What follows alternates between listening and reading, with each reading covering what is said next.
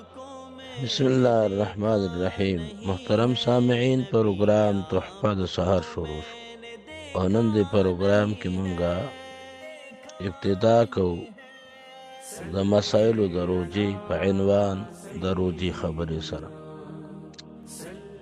اول مونږ ذکر کوو د روجې فرضیت او د روجې حکمت.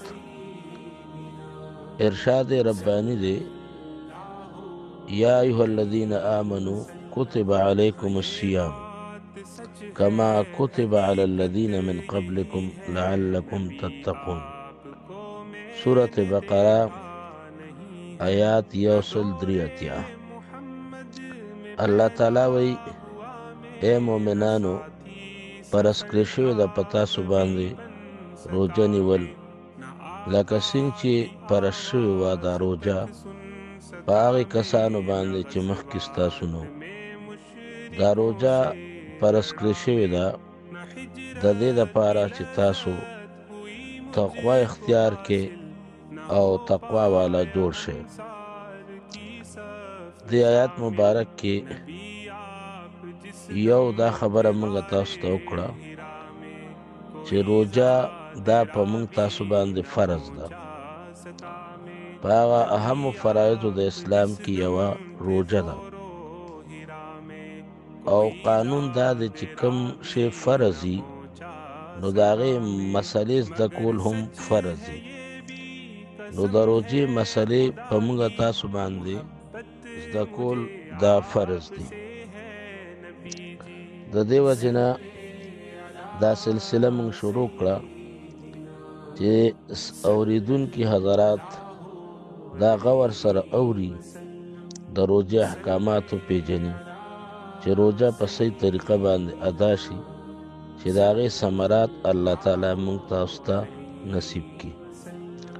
او دا کلیپونه بیا نورو خلکو ته ورسوي او دا د دین دعوت دا عام کړي چې نور مسلمانان هم صحیح روجه ونیسي او د ټولو مسلمانانو د روجې دپاره سړی فکرمند شي. نو امید دی چې څه کسان فکرمند شي نو الله تعالی به د ټولو مسلمانانو روجه هغه صحیح کی او قبوله به کی. الله تعالی د ښو خلکو په فکر باندې د کمزورو خلکو عبادتونم قبلی رحیم کریم ذات دی. نو یو خبره دا ده چې دا فرض ده نو د دې د احکام زده کولو هم فرض دي. روجه په نورو امتونو هم فرض وه، په موږ هم فرض ده.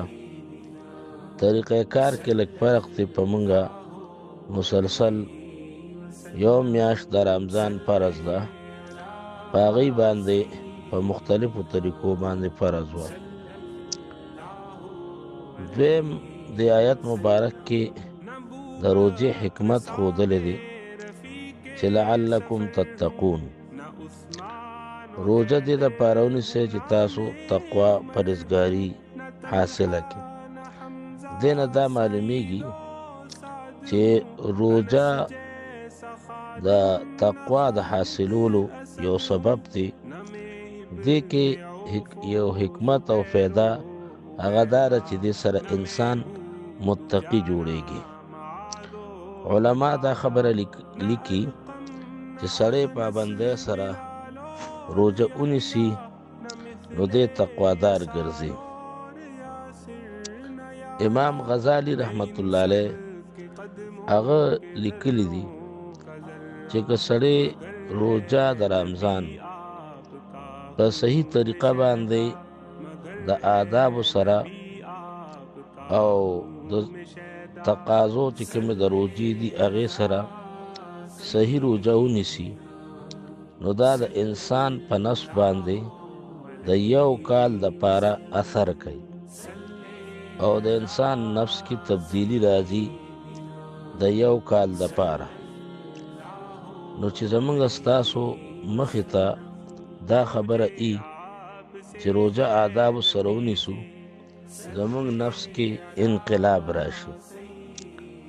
هسې نه چې روژه ونیسو، روژې نیو دوران کې جنگ جګړې کوو او یا د روژې نیو نه وروسته مونږه مزید بدتر حالت ته لړ شو، چې د روژې دا حکمت او دا فایده دا مونږ ترلاسه کړو، دا زمونږ مد نظر وي. خلاصه دا ده چې روژه په مونږ فرض ده او روژه کې یو حکمت هغه تقوا حاصلول دي. دا دواړه خبرې چې زمونږ ستاسو مخې ته الله تعالی دې مونږ رمضان ته ورسوي او د رمضان انوارات برکات دې الله مونږ ته نصیب کړي. ربنا اغفر لي ولوالدي وللمؤمنين يوم يقوم الحساب. آمين ثم آمين.